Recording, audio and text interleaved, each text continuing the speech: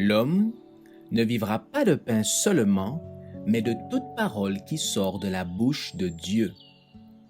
Voici votre moment de méditation quotidienne.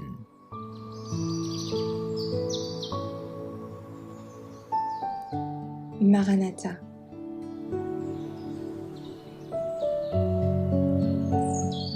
Le 4 avril. Le témoignage commence au foyer. Nos fils sont comme des plantes qui croissent dans leur jeunesse. Nos filles comme des colonnes sculptées qui font l'ornement des palais. Psaume 144, verset 12. Notre œuvre pour Christ doit commencer avec la famille, au foyer. Il n'y a pas de champ missionnaire plus important que celui-ci. Heureux les parents dont la vie reflète le caractère divin, de telle sorte que les promesses et les commandements de Dieu éveillent dans le cœur de leurs enfants gratitude et respect. Heureux ceux dont la tendresse, la justice et la patience révèlent à leurs enfants l'amour, la justice et la patience de Dieu, et qui, en leur apprenant à les aimer, à compter sur eux et à leur obéir, leur inspirent les mêmes sentiments envers leur Père céleste. Une telle éducation est plus précieuse que toutes les richesses du monde, car elle durera autant que l'éternité.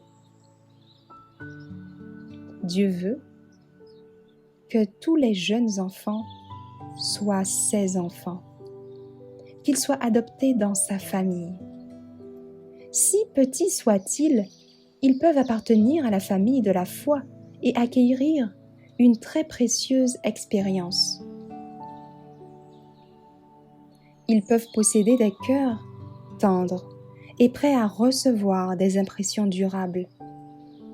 Leurs cœurs peuvent être animés d'amour et de confiance en Jésus et vivre pour le Sauveur.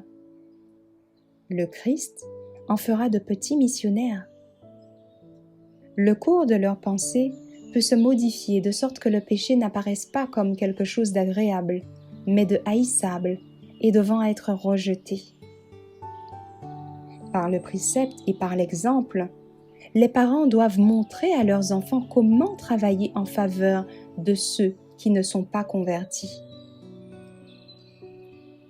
Ils devraient leur donner une éducation qui les rende capables de témoigner de la sympathie aux personnes âgées et affligées et de chercher à alléger les souffrances des pauvres et des nécessiteux. On devrait leur apprendre à se montrer actifs dans le travail missionnaire. Et dès leur plus jeune âge, leur inculquer l'oubli de soi, le sacrifice pour le bien des autres et pour l'avancement de la cause de Christ, afin qu'ils puissent être les collaborateurs de Dieu.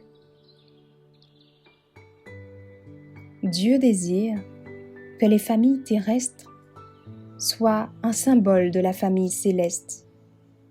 Les foyers fondés et dirigés selon le plan céleste sont un des moyens les plus efficaces pour former des caractères chrétiens et faire progresser l'œuvre de Dieu.